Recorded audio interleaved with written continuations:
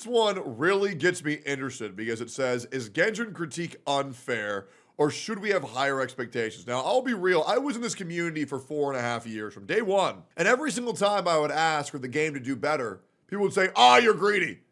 They can't do that. You don't know how these game companies work. Fast forward, and now I'm part owner of a game company as well. And I actually do know the ins and outs of exactly how it works. But the problem is, I don't think the community understood how the game companies work. And I was the one who was right in a world full of lies. Now, fast forward to now, and now people are coming around, and now it's okay to be constructively critical to some people that the community deems good boys. You know, the people who got good enough PR by sucking DeWay's cock for at least 3 years minimum. So I am curious what this video is going to say. Is the Genshin critique unfair, or should we have higher expectations? Let's say I have no idea what this video is.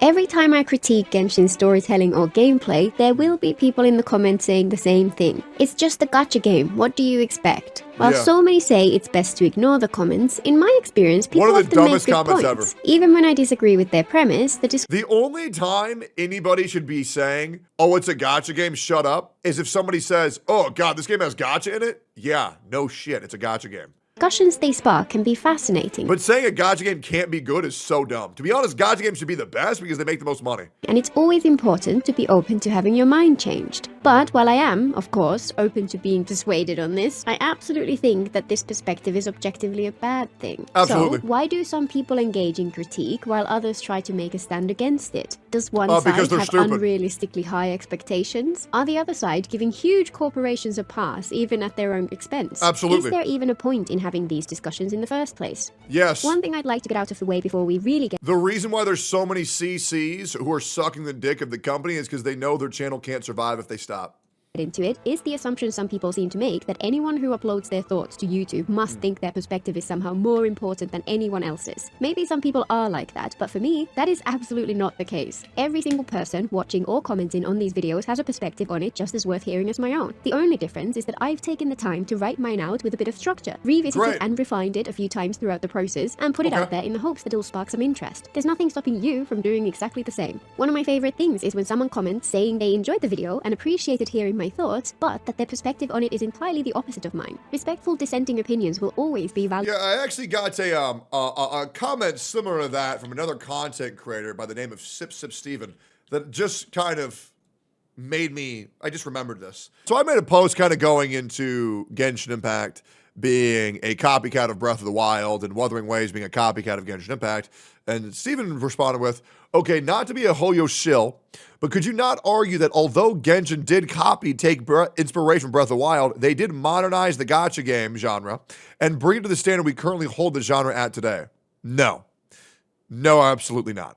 And here's the reason why. Because Genshin Impact took Breath of the Wild, made it a worse game, and then said, yeah, no, pay $300 a character. There was no standard that they brought. Now, I will admit it had the most mainstream appeal, and good job for them, but to be honest, the majority of their business practices have been holding this genre back as a whole. You know that 50-50 system that they so love? Well, now it's in every fucking gacha game, and it fucking sucks. Thankfully, Wuthering Waves is waking up to that shit and saying, no pity on the banner, but Genshin Impact modernized a lot of very greedy corporate practices. Whereas Wuthering Waves stole from Genshin Impact, and I'm saying that because that's what Genshin players say about what Wuthering Waves did from Genshin. They get so upset when you say that Genshin stole from Breath of the Wild. Yeah, it's very hypocritical, I know. Is that Wuthering Waves improved upon the foundation, whereas all that Genshin did was predatory. Make the foundation more predatory.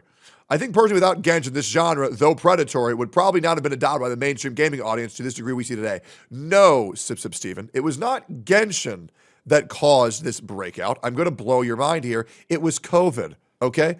Genshin did not succeed because it was good. Genshin succeeded because there was nothing else to do during COVID.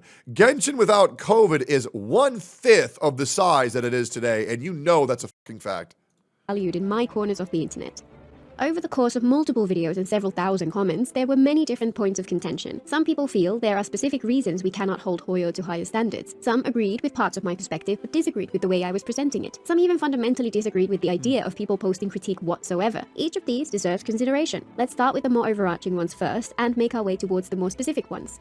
The most high level of all is the idea that we should not post critique at all. This one is almost incomprehensible to me, so if this was you and my interpretation of what you're saying is inaccurate, please explain. I think this is coming from a perspective where critique is seen as an attack, as if the critic is trying to tear things down, ruin everyone's enjoyment, denounce the creators, and maybe even paint anyone who does like it as someone who has poor taste. Viewed through this lens, critique is almost an attempt to say, this thing should not exist, or to discourage the creator from anybody who's not to keeping create. these companies As to uphold their someone who standards made a is a living joke. in the world of art and design, I can't emphasize enough that this could not be further from the truth. All art is subjective, and a major reason it's so fascinating is that it can elicit such different responses in different people. Talking about it is a good thing, both for the people who are creating it and the people who are discussing it. As a creator, it's paramount that you get feedback about how your audience are reacting to your work. While some art is for the— Chat, would y'all not get pissed off if every single time I went live for the next 3 years, I just disabled chat? And I made it sub-only mode, where I said, yeah, I might look at chat if you pay $6. So if that would upset you all for this, then why aren't these people being upset when they realize, oh, they only listen to us when they're low on money? It's pathetic. The creator alone, most is intended to be experienced by others, games perhaps more so than other mediums. Critique is a key avenue for the audience to provide feedback to creators who can then gauge whether they successfully achieved their intent, whether there are things they could do to improve, or maybe even spark some new ideas for the future. And as an audience, engaging in critique can open up whole new perspectives and let you see things in ways which you never would have done before. Some people do prefer to avoid it for that reason. Once you start looking deeper, it can change how you experience a story. And for some people, that's not what they want at all, which is perfectly fine too. For me, and for many others who engage in these kinds of conversations, you get to enjoy the story once when you first experience it, and then enjoy it multiple other times as you get to see it in different lights from different angles, often greatly enriching your experience of it. Even when a critique is pointing to a flaw I didn't notice in something I enjoyed immensely, for me, it doesn't detract from the original experience. Nothing in this world is flawless. The Japanese art of kintsugi is a great visual metaphor for how this works for many of us. Imperfection gives things soul, and flaws do not diminish value. And even if the critique is painting things as fundamentally broken, that doesn't invalidate any enjoyment anyone gained from it. A more common point was that it's unfair to have high expectations of gacha games specifically. Some of these were due to how I personally frame my critiques. How the fuck did the 5-star lose to the 4-star? Can somebody explain that to me? Because that is not how Genshin Impact works. And others were a more broad perspective on expectations. In my videos, I'll often reference something from a completely different context to illustrate and clarify the point I'm trying to make. For example, when talking about Genshin's poor use of subtext, I brought up how it's handled in The Lord of the Rings. Or when talking about the integration of lore in narrative, I referenced Dune. For many people, this diluted the point I was trying to make because they feel it's unfair. In some cases, due to the fundamental differences between games and film or TV. In others, because of the difference in approach between live service games and AAA titles. And, more fundamentally, because the media I tend to reference is the absolute pinnacle of human achievement. It's kinda weird to have to say this, but when I reference these things, I am not saying that Genshin is a failure unless it lives up to these examples. I try to find a piece of media which exemplifies the aspect of storytelling that I'm focusing on to make it clear what I'm talking about and to showcase just how fantastic it can be when it's really dialed up to 11. Note that I also reference indie games made by tiny teams. For example, Jasan as the pinnacle of how fun a more restrictive and gamified approach to cliff climbing traversal can be. If you don't use anything as a benchmark for comparison, then there's no common ground for discussion. Yeah, people who villainize people who compare certain mediums to other mediums is like, okay, so what do you want me to do? Treat everything like a standalone? It makes no fucking sense. Comparison is how, okay, competition is what breeds success. And when your competition does better, you will have to do better because you have to live up to the standards set by the standards of the gaming genre. So obviously you have to compare things like Genshin Impact to Wuthering Waves. No, it's not toxic. It's what any informed individual would fucking do because that is Genshin Impact's biggest competition. While there are different ways to solve that, the simplest is to show how far the scale can go. And it should go without saying that we're not expecting that every single thing should reach that level. Once you have a shared understanding of what you're talking about, then you can acknowledge that yes, this aspect of the game could be more effective if it took a step or two in that direction. But honestly, while the idea— It's like, for example, how are you supposed to know if a hamburger tastes good if you've never tasted a hamburger before. Wouldn't you say that a man who's tasted 10,000 hamburgers could give you a better review on your hamburger rather than somebody says, yummy, yummy? They say, well, the bun's a little bit soft, softer than I'm used to. The meat's a little bit overcooked. Obviously, you need to try more burgers to know how good the burger is that you're tasting. Call Shinya. He's had many of them. The idea that we should hold gachas to the same standards as AAA games was not even on my radar when making those comparisons. Should we really accept a lower quality bar just because it's a gacha game? In the end, we're all choosing whether to spend our limited time on this world playing this game, and whether we like it or not, it is directly competing with all these other things for our attention. There are a few facets to this, and each of them does deserve consideration.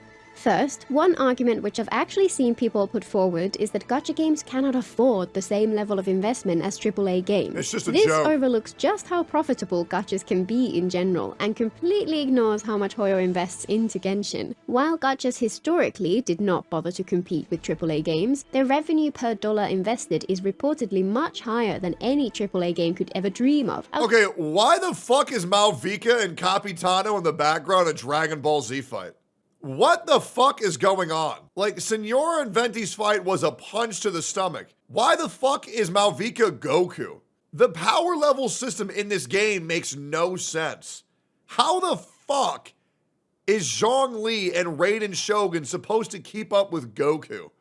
I mean, it looks really cool, but like, how are they explaining the power scaling system straight up? Outside of a few live service behemoths like GTA, Hoyo made the bet that an open-world gacha game with quality akin to AAA expectations would be worth the investment. They reportedly spent $100 million to develop it before launch and invest a further $200 million every year for ongoing development. That's a similar annual budget to the entire budget for many of these AAA games we're talking about. Their bet paid off spectacularly well, with Genshin earning billions. For a while, people joked that they had found the infinite money glitch. Even if the revenue decline is as steep as various trackers claim, Genshin's income still justifies that level of investment, so its budget is huge even by the highest standards. Genshin may be an outlier here compared to other gachas, but to argue that they don't have enough money to make improvements is misguided at best.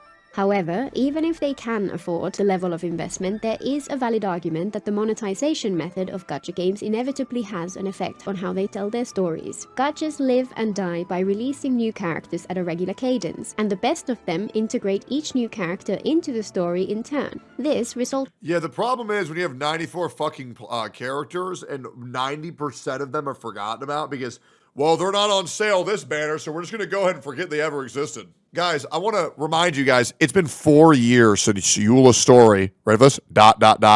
Part 1. Where the fuck is Eula's story part 2? Oh, let me tell you where it's at. It's never fucking coming because she's not going to sell.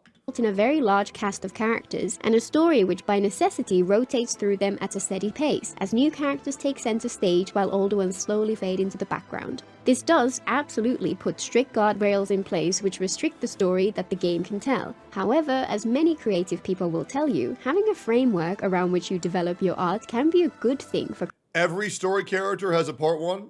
Yeah, I know, guys. That's the point. They're telling you incomplete stories in mass. And you're slopping it up, expecting more, and you say, oh, I can't wait for the next part. It's never fucking coming.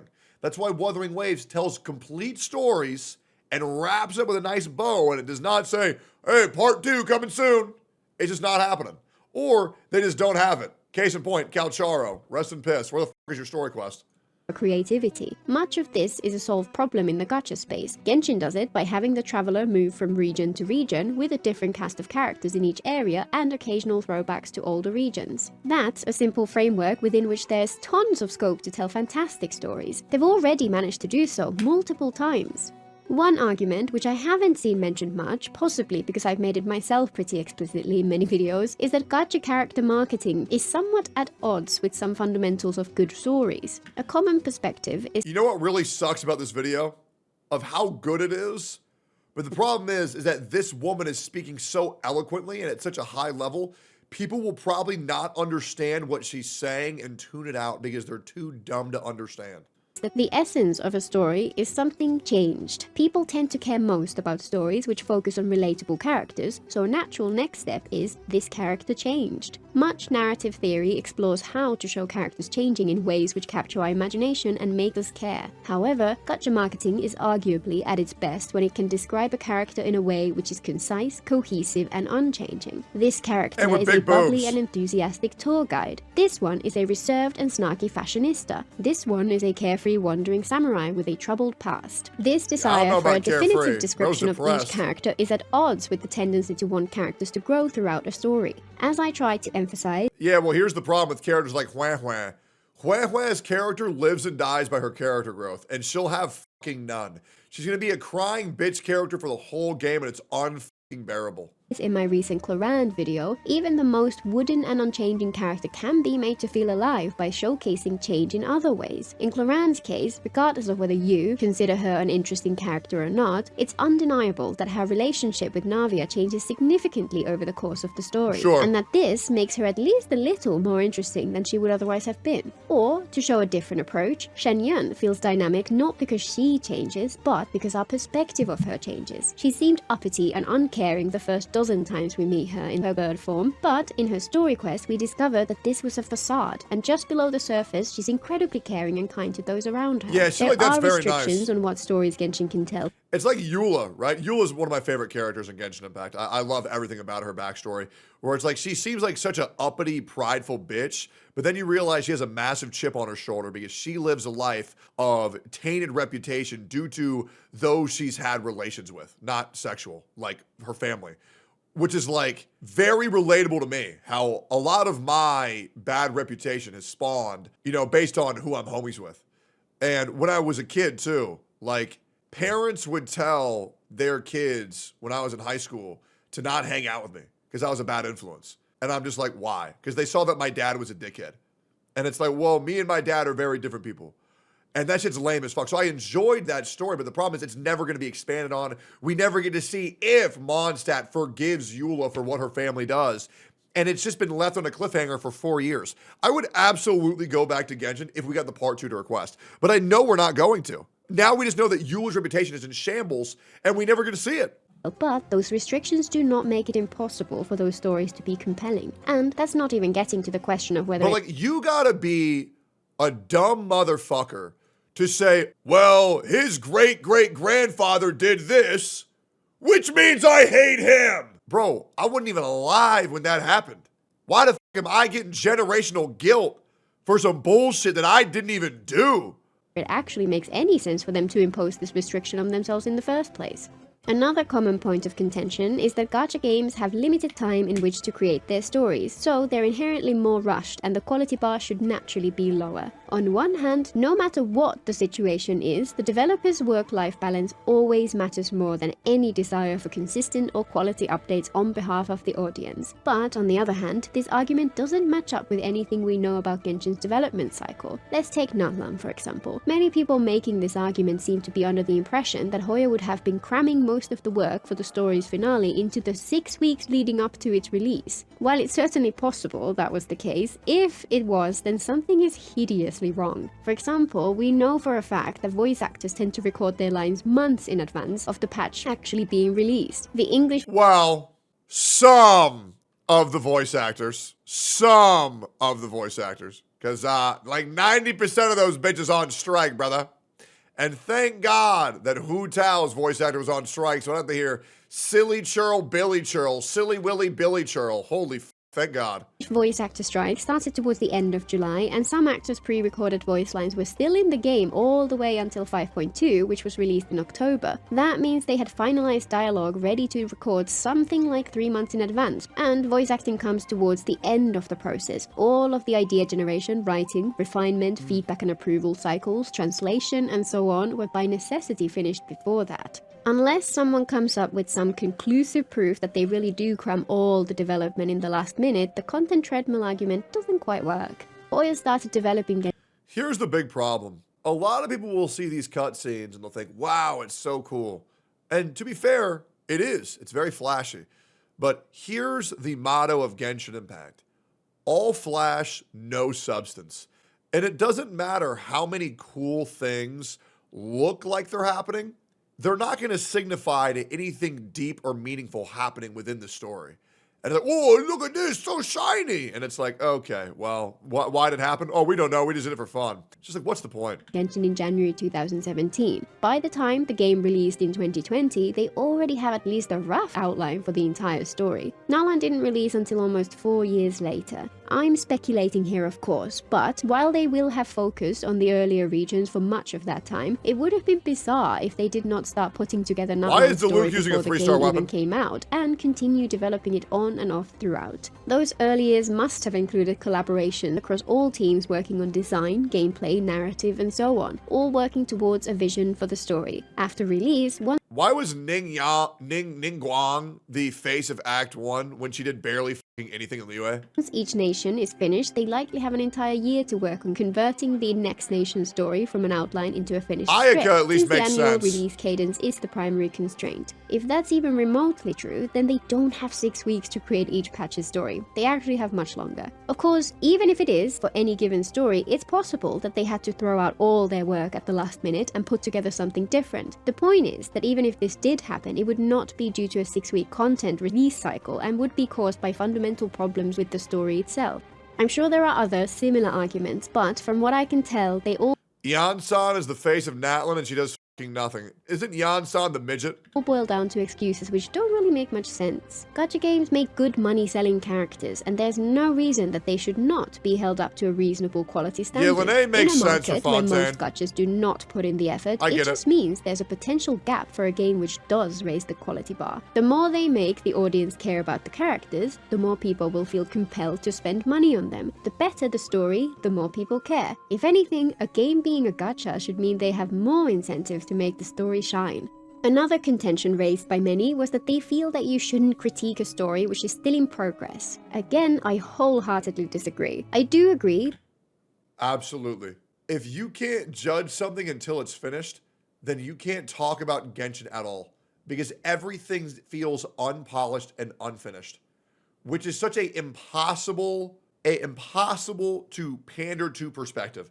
That's like if I eat a hamburger with a pile of shit in it, they say, I don't want to hear your opinion until you finish every last drop. Sorry, bitch. If my hamburger got a pile of shit in it, I'm going to put it down. And I'm going to say, damn, that tasted like shit. That when a story is incomplete, the fact that there is more to come should change the way you view it. For example, in my video where I explored I keep talking about hamburgers, man. I'm pretty sure I'm hungry. my first impressions of Fontaine, I mentioned that I disliked Furina's bratty persona, but I emphasized Yeah, Farina is so bratty. that my hope for her was for this to be a setup which allowed them to show her growing as a person, and that this could make her a brilliant character in the end. The Farina is the best character in Genshin Impact, and there is no other character that even comes close. I would say Farina, Kazuha, Ito, and Eula are the most complete characters. Not complete, the most complete characters in the game so far. I would say none of them are true fully completed, but the closest to it. Neuvillette is cool. Neuvillette is cool. The fact that the future installments can change the story does not make that initial discussion any less worthwhile. Each part of an ongoing story can be critiqued in isolation. You just need to be mindful that there is more to come, and look for ways that the future chapters could recontextualize Capitano and Neuvillette better? Bro, Capitano can suck my balls, bro. Ain't nobody give a fuck about that dragon spine NPC. the aspects you're critiquing. And seriously, looking in depth at a story which is currently in progress is often more interesting than analyzing something finished. And when it comes to episodic stories like Genshin, arguing that people should hold off on their critique until after the entire arc is done is a really odd take. That's like saying that people should not have talked about Arcane Season 1 until after Season 2 was done. Yet, some of the most interesting analysis of that show breaks things down episode by episode, let alone season by season. It's important to acknowledge that future chapters could change things entirely. That does not mean that the discussion should just wait until it's done. Many people also argued that there are hard limitations on what Hoyo are able to achieve with Genshin for reasons which are unrelated to the gacha model. One of the biggest is that they're limited by running an older engine, which isn't really built for the type of game Genshin ended up becoming. There's a lot of merit to this argument. Most of the really well-known games built in Unity are very different from Genshin. Ones like Hollow Knight, Ori, Subnautica, or City Skylines, for example. Many of these games are fantastic, but the choice to build Genshin in Unity does absolutely hold them back in some ways. But it also enhances them in a lot of other ones, because it does very well on lower-end phones, so more people can play it. However, for a lot So now everybody can play their slop, because it runs on every machine. of the points where people bring this up as a justification, it really doesn't apply. For example, some argued that the game engine is what prevents them from making their in-game cutscenes feel cinematic, which completely ignores the fact that cinematography is all about camera work, composition, and timing, which Unity is no less capable of than any other engine. Anybody who says that is a fucking moron. There's nothing stopping Hoya from adding more expressions and dynamics to the characters. And by the way, if that's your reasoning for why the game can't do better, then that's even a better reason to quit playing the fucking game and play anything else. If your take is, oh, well, it can never get better, the engine fucks it. Okay, good, then quit. Always demand more from your companies. They have even done so in this year's Lantern Ride, showing characters hugging in-engine. When people critique things like Genshin cinematography, we're not saying we expect it Yeah, man, no artifact loadout because of the engine, guys, trust me. Reach the levels of the world's greatest filmmakers. We're just saying that the game would benefit from making more effort in that area. And we always point to places where they have been putting that effort in and praising them for it. The game engine does impose restrictions on what Hoya can achieve with Genshin. That doesn't mean that they should not make an effort to push it to its limits. Another key limitation is that a large part of Genshin's audience plays on mobile phones. True. Much like the game engine point, this does introduce a ton of restrictions. The game needs to work at lower graphical fidelity levels on different Isn't Unity also running Arknight's Enfield? Yes, and doesn't it look beautiful? screen dimensions and with different control formats. While they could avoid these limits by dropping mobile as a platform, mobile users are a huge and vitally important part of the audience, so that is not a solution that they should ever consider. However, you know what was nice for Wuthering Waves? Even though they have a large mobile audience, they still said, well, if you're on PC and you have a higher performing engine or a higher performing PC, then you can turn on RTX on PC, so it actually makes each experience feel unique. It's very nice, isn't it?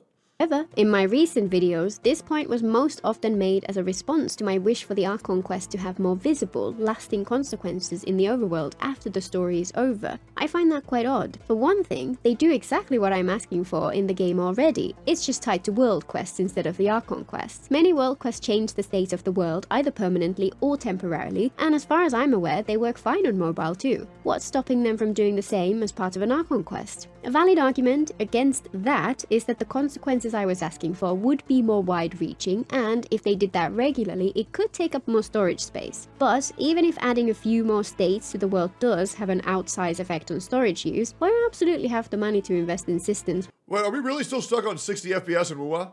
Because we were on 30. Wait, we have 120 in WUA?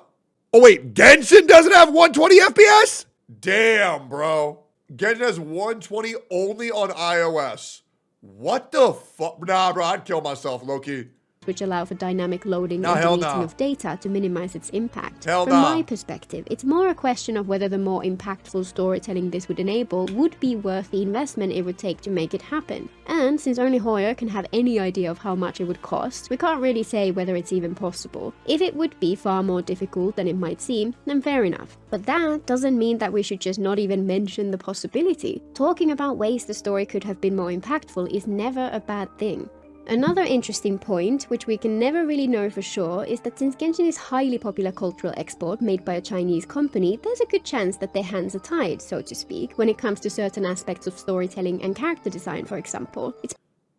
Just because a company can't do it, that's not going to make me feel bad for them. If there's something that I want and they say, sorry, we can't do that, I'm not going to change my expectations. I'll say, okay, well, I'll find someone who can.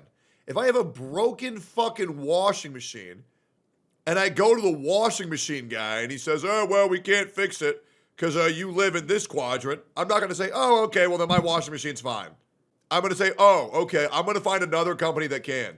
It's possible that this influenced God, these Hoyo's people are so direction, dumb but to in many settle for this cases, shit. this point seems a little overblown. For example, the censorship laws around blood and violence are often cited as reason they may avoid properly exploring the consequences of war. But if you look up more of the Why details, is she these sucking on laws her are titties? more around things like graphic depictions of blood itself, rather than a restriction on exploring the topic in its entirety. It's certainly possible to explore these themes without falling foul of that kind of censorship. I could definitely see there being a more subtle influence, but either way, this particular point is always going to be based on speculation and inference, and each person will make different assumptions on how this influences the storytelling. Personally, I don't think it's all that strong, but I 100% recognize that that's entirely based on vibes. I'd be fascinated to know for sure. One final important think every limitation story is that needs the blood to be story is good, but I do originally like written seeing in it. Chinese and is translated into other languages. And of course, translation is difficult. And while it's hard enough just for surface level conversations, when it comes to things like subtext, the difficulty is even more acute. This Yeah, I don't care, man. If I'm giving this company hundreds of billions of dollars, they can figure it the fuck out. is a valid point, but it is a problem that Hoyo could throw money at to solve. And they're For not. example, they could expand their script so that in addition to the words the characters say, it explicitly explains the intended subtext and give the translators the time and space to adjust the character statements more. Guys, I'm going to give a hot take. I think Genshin should take the money that they got from the players and use it to improve their game.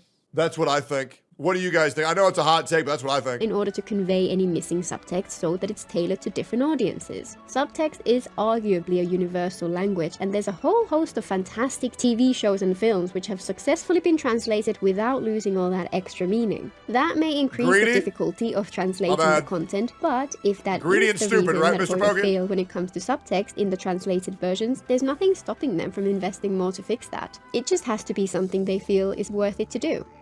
There are also many who argued that regardless of any limitations, they feel there are important justifications that explain why things are the way they are.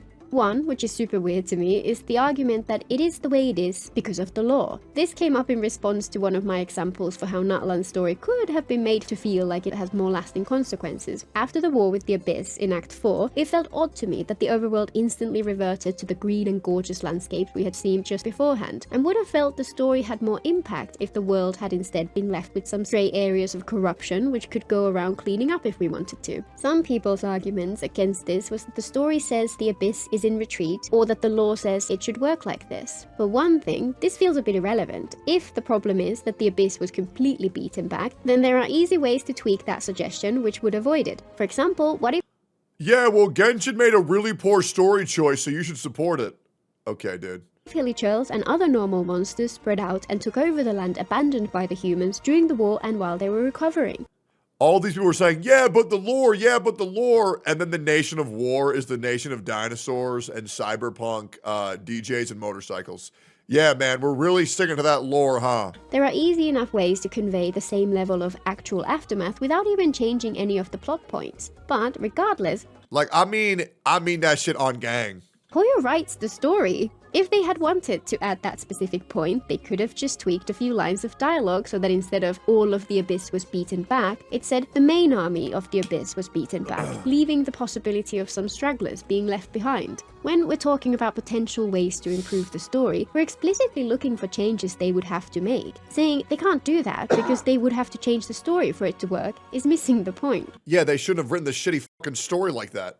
Another argument many made in response to that point about consequences is that the game does have some stories which result in the exact kind of thing I was asking for. This is true to some extent. Some quests do. Guys, I've been seeing people saying that the weapon banner should stay a 50-50 because if not, the company won't make enough money to give them the changes that we want. There are literally people that cope who are saying that shit. Cause consequences in the world, for example, some NPCs disappearing from the overworld after the war in Natlan. However, while those kinds of consequences are welcome additions, they lack the breadth and depth which I was pointing towards when making that point. Widespread war is devastating. The consequences we did get are so minor that only a few people even noticed them. I simply feel that the story would have been more impactful if they had taken it further.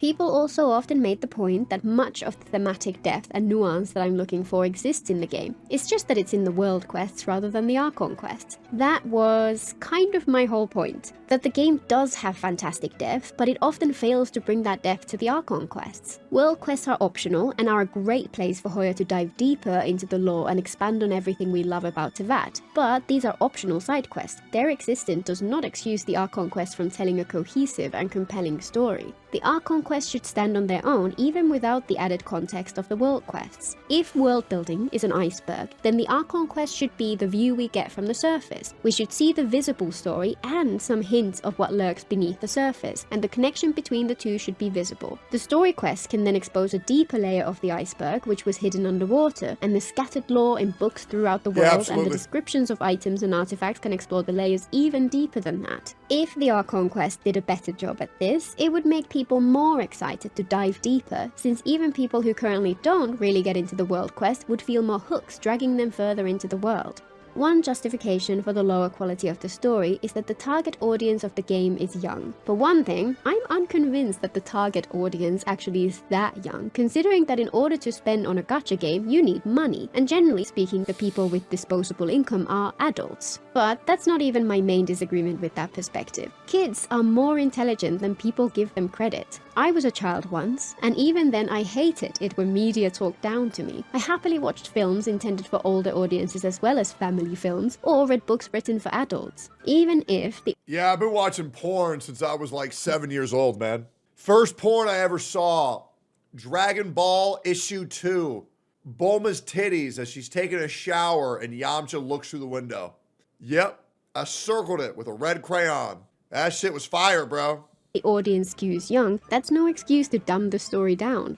Another potential justification is that the lower writing quality and prevalence of slop content comes from Hoya trying to increase playtime. In other words, while they could afford better writing, they deliberately avoid it because it would make their stories shorter and decrease playtime. If this were true, then it would be very disrespectful to the players and in my opinion would be a misguided direction. Given a choice between lots of low quality story to wade through or less content at a much higher quality level, I'd expect the vast majority of people would choose quality over quantity. If anything, I'd want them to add a skip button to the game and track how often people use it and use that as their primary metric for gauging how successful their story is. The closer they get to 0 people ever deciding to skip, the better. True. And finally, there were some common responses which essentially dismissed the entire discussion out of hand.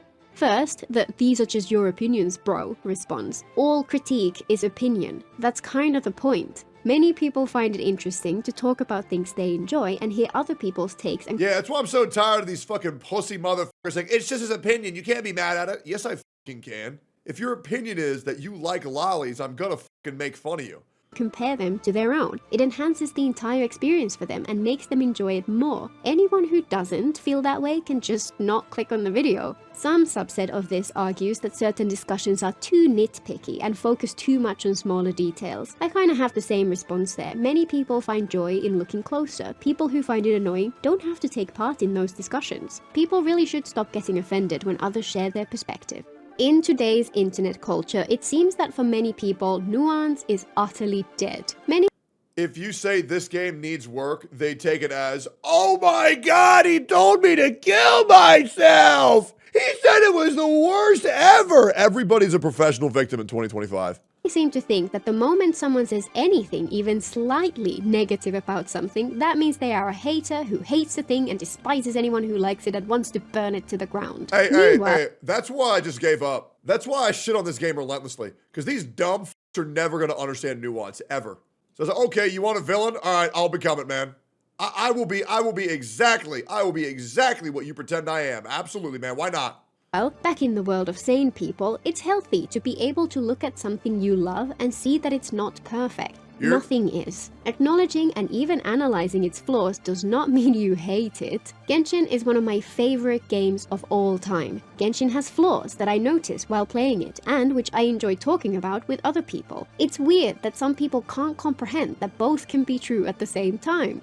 One oddly common argument is that since the game is free, we have no right to say anything negative. This entirely ignores that while it is free to play, it earns more than other comparable games would. The idea that Hoyo giving this game away for free results in them not having any resources to further improve it just completely.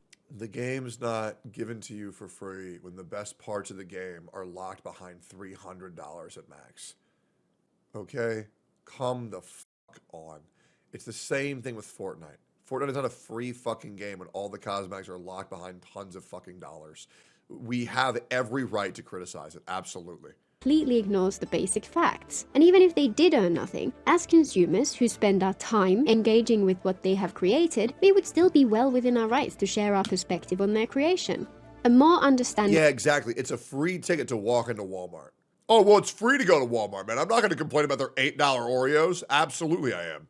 Response was that the devs don't listen, or more specifically, that they don't care what Westerners think. True. I'd be surprised if they don't pay any attention to the international community at all, but there are valid reasons for them to care more about the audience closer to home for them. As I mentioned right at the start, my perspective is no more important than anyone else's, and I'd be surprised if anyone at Hoyo has even seen one of my videos, let alone paid attention to them. That simply... Oh, I know they've seen what I've done. I'm well aware. They know me very well. Absolutely. Not the point of them at all. You want to know how I know they know me? Man, they blacklist my ass so fast.